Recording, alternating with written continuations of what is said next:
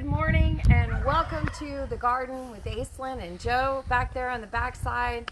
And I'm really looking forward to getting some information to you guys about companion planting. Now, as you can tell, I got a little bit of like voice thing going on. On Friday, unexpectedly, my daughter's volleyball team got further along in the playoffs. And that was one of those stop everything. It doesn't matter what you have going on in your life, go do volleyball.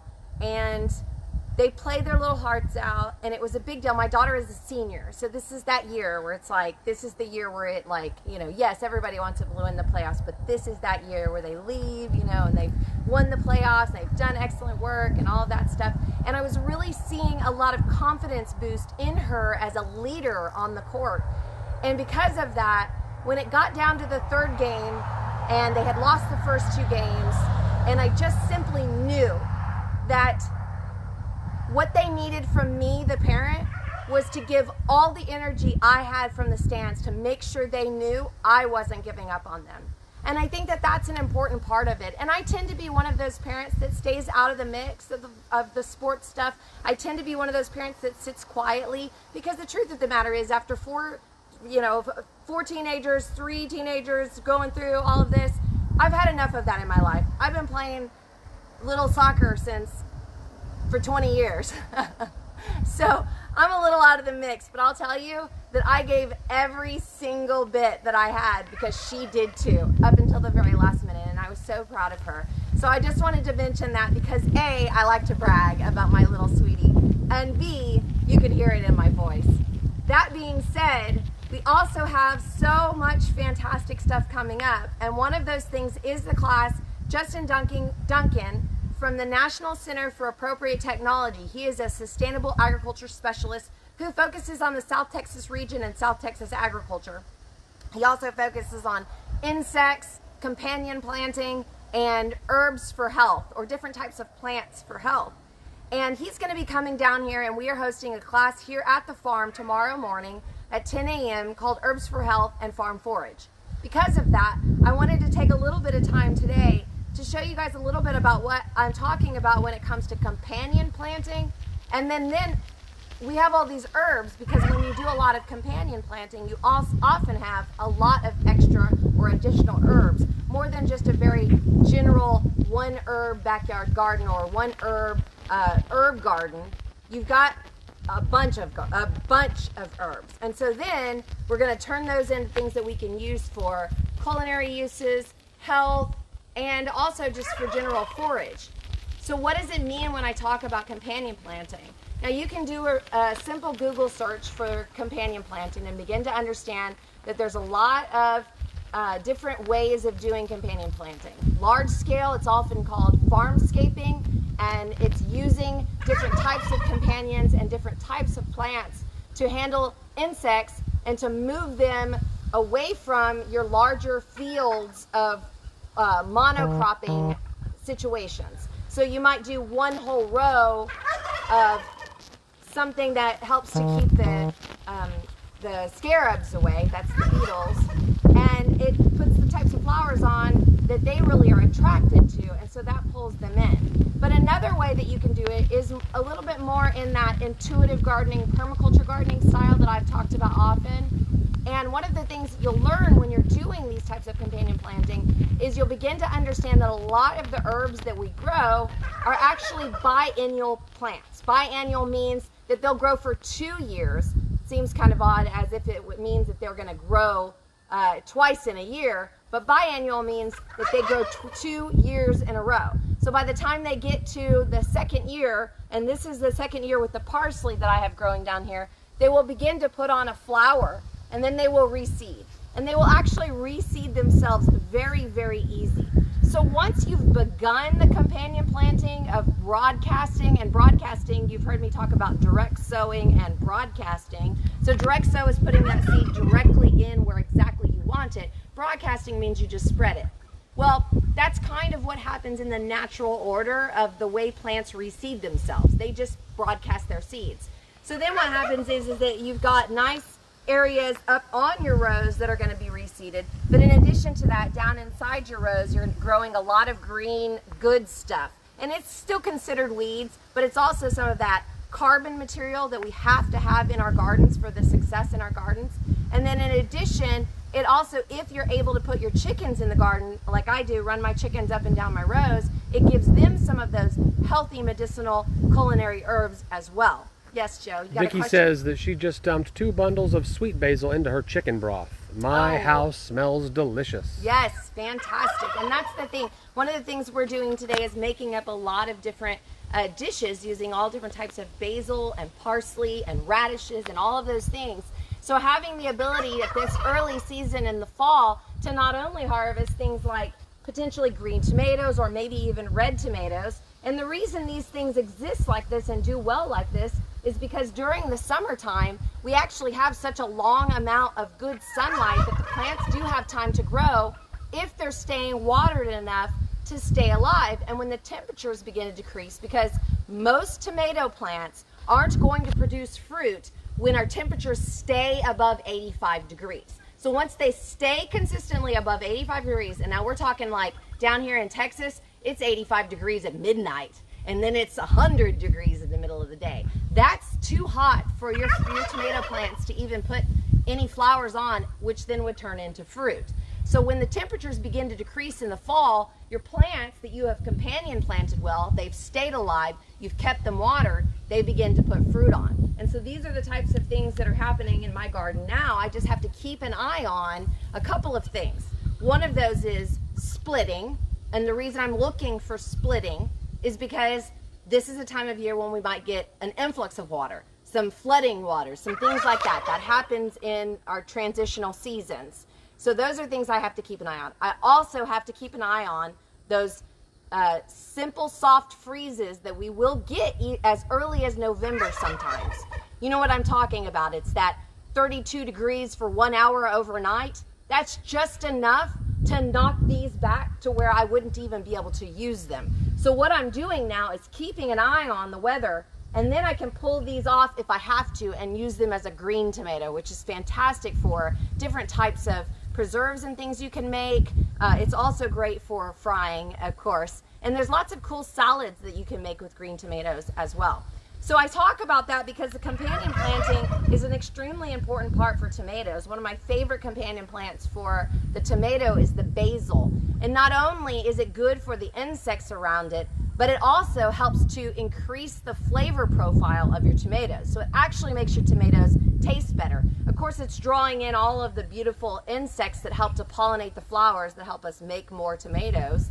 So that's one reason, that's a reason. But one of the things you'll begin to notice is that while we are using a lot of basil right now, we're getting to the point where the basil is starting to look pretty sad. And I'm going to show you that here in just a second. I don't want to move yet from here because I want to talk to you about some of these companioning things that are happening over here in this garden. And so here's this biennial parsley that you've heard me talk about. This whole row here was mostly planted with parsley last season because one of the things that you'll learn about the permaculture style and the way that I garden is that I'm constantly working to make sure that I keep my beds covered. As long as I keep my beds covered, or keep my rows covered, then even if I'm not able to get to it, or I'm harvesting so much and I'm not able to get to planting that particular row, it's got stuff growing on it, covered. It's creating that farmscaping concept that I mentioned, where it could just be drawing in the bugs that I don't want on other things. It is drawing in the insects. And the other word that I like to tell people to tell people about is allelopathic. And allelopathic is the way that plants, and us for that matter, our hormones interact with each other, basically. So we put out a energetic hormone field around us, and the other things around us react to it. You know, there's been a lot of talk in the ether these days about ether and what's your reaction to that and how is that triggering you and all of those types of things. So these are the same types of things that are happening in the plant world. The fact of the matter is that I've learned all of these things that I talk about oftentimes right here in the garden, and that's a great example of that because they can detract from each other. So a tomato plant doesn't want to be growing right next to a broccoli plant. So these are some of the things that on these rows over here, I'm making sure to continue to put in lettuce. Lettuce is a good thing that I can grow on these rows. Carrots. Carrots are a fantastic thing that grows with tomatoes as well. And if you think about the way things grow, it's not just about the allelopathic nature of them. It's about the way their roots interact, but it's also about their heights. And if you think about, okay, so parsley's a good example. It's similar to a carrot. It kind of stays in this low profile way. And then here in the middle of that, we could be growing a tomato up big around it.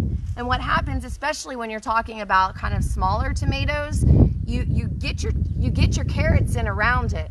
The carrots germinate slowly while the tomato plant is getting some time to grow. And this is some of the things we're doing in terms of companion planting when we start to get into the spring and we're putting in new tomato plants in our gardens. But if you think about what can grow up around that and you're keeping it cleaned up, this plant's big, but we want to keep the ground covered really nicely around it. So that's part of the reason why we would put carrots or things that are related to carrots like parsley or celery. Other things like that are in the same family. So there's other types of companioning going on here. One of those is the alyssum, which is not an herb necessarily, but is a really good companion flowering plant. I also have some lemon basil here. Lemon basil is also known by the name of Melissa, and it is a very good medicinal herb. It's very, what's the right word?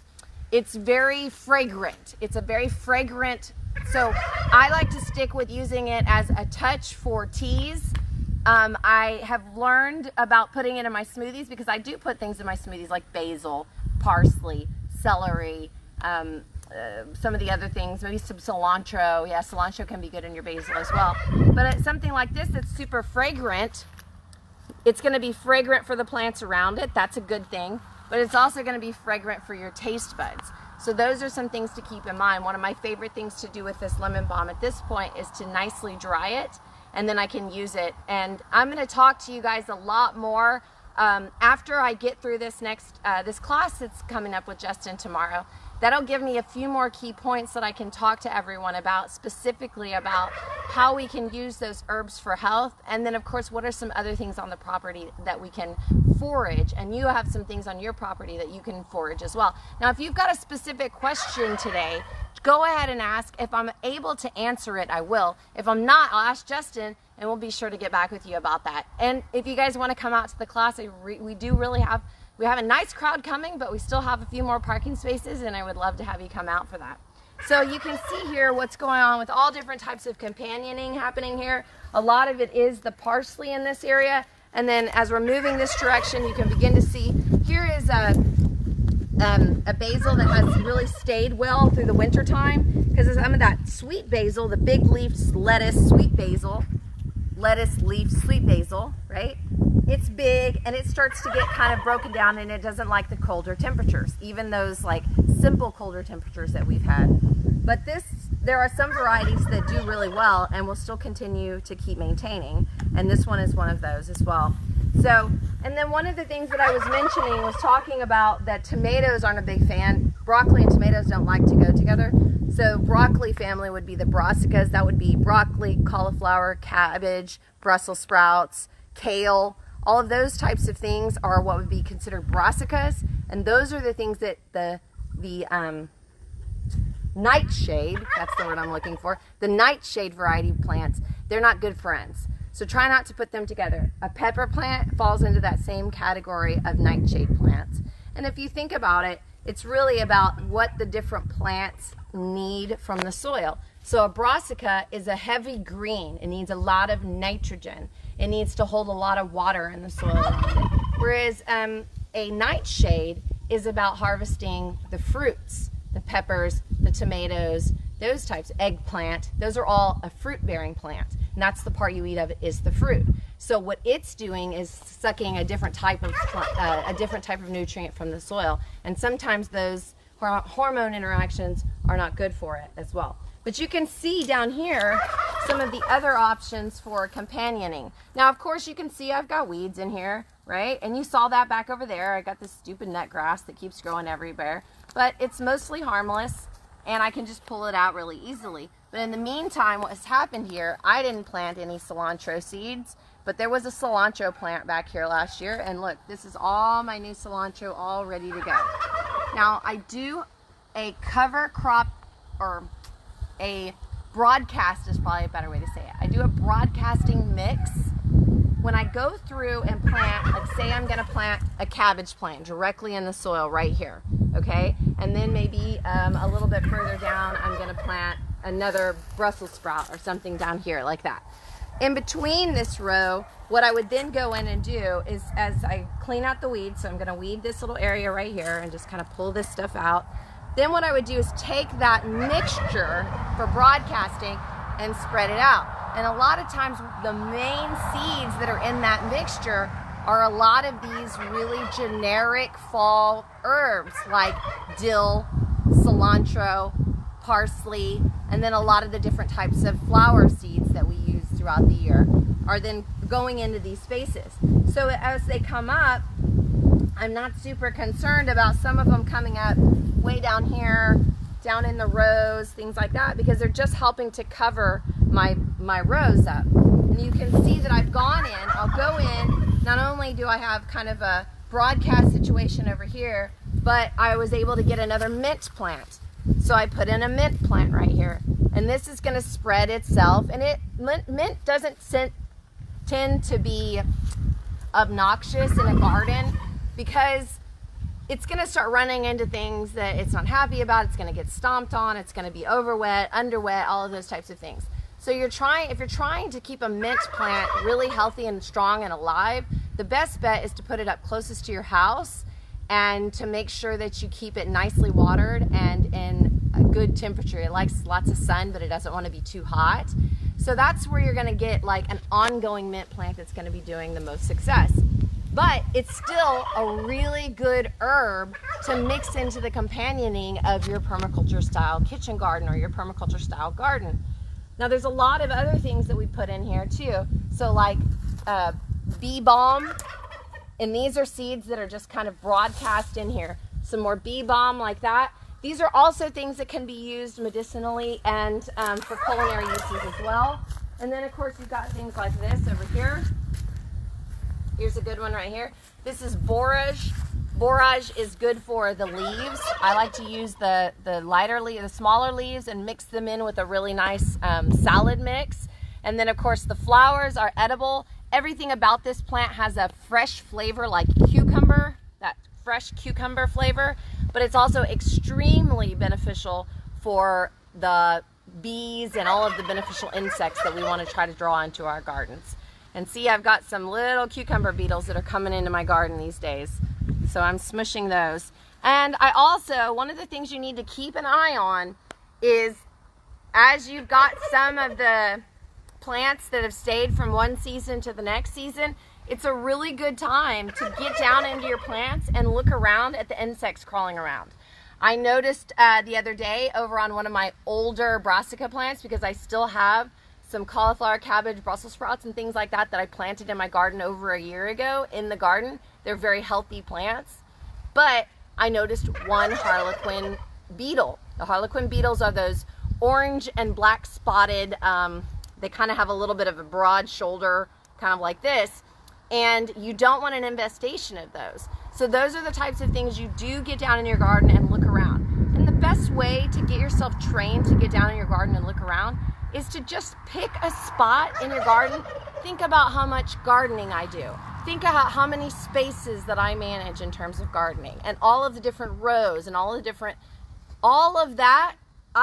The way I garden is to find myself a place and to sit and to work that whole entire section and clean it up. And when I do that, I give that row the attention it needs to make sure I'm not dealing with some sort of an infestation. And when you're doing this style of permaculture growing, while it's more beneficial because you've got a lot of life in your garden, and you've got a lot of companioning, and you've got a lot of allelopathic nature and different types of carbon exchanges and different types of nutrient exchanges from the different root bases, you also have older plants.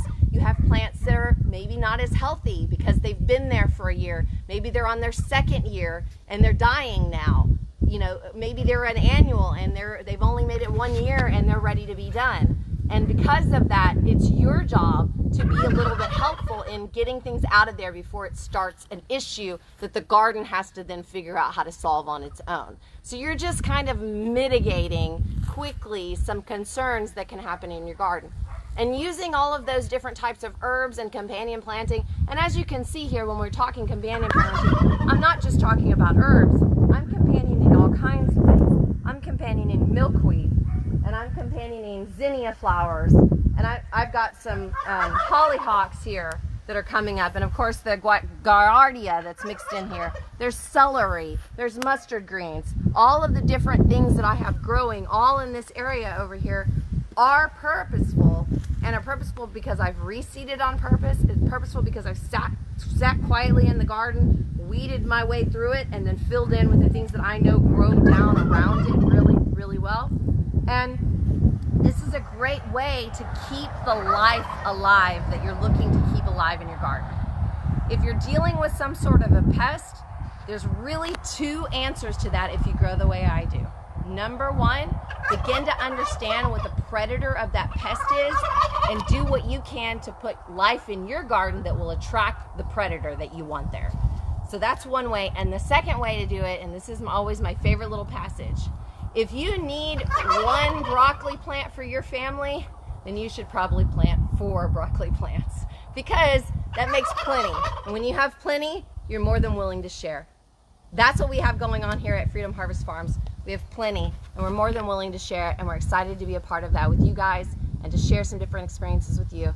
So I want to make sure and just again remind you guys that we have the Herbs for Health and Farm Forage class coming up tomorrow morning at 10 a.m. There are a few parking spaces left. We do have a nice crowd showing up. We're gonna not only look into these gardens and get some great information from Justin, we're also gonna make a trek to the back of the pasture through some spaces. My dad has said that he went through with the tractor and the lawnmower, and he mowed out paths up to places where he could see that there's some really interesting growth going on around and underneath a mesquite tree.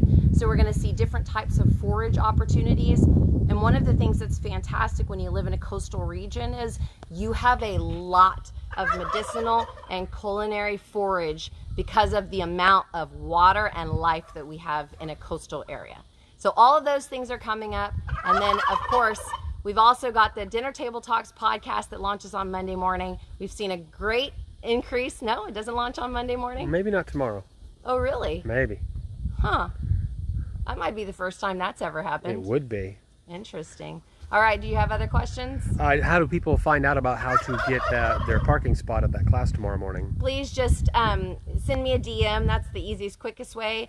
But then in addition to that, I'll take a minute here in a little while and drop the link down below. It's $44 for a carload, which grab a couple friends and head out, and that breaks the price down to something really minimally. If you're not able to make this one on the 15th, there's also another one coming up on the 20th, and it's called Beginner's Gardening here in South Texas, and I'll be bringing over a lot of the information that I got from Justin, and of course we're going to be getting into the gardens and really getting down there and looking at it together in person at a class like that. So same price for that one, $44 a carload. I've already got some parking spots sold for that one, so it's going to be again a nice crowd.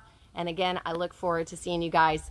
I expect to see the Dinner Table podcast launching on Monday with all of the new listeners we have. It's going to be so much fun. I love you guys, and I'll see you soon. Bye.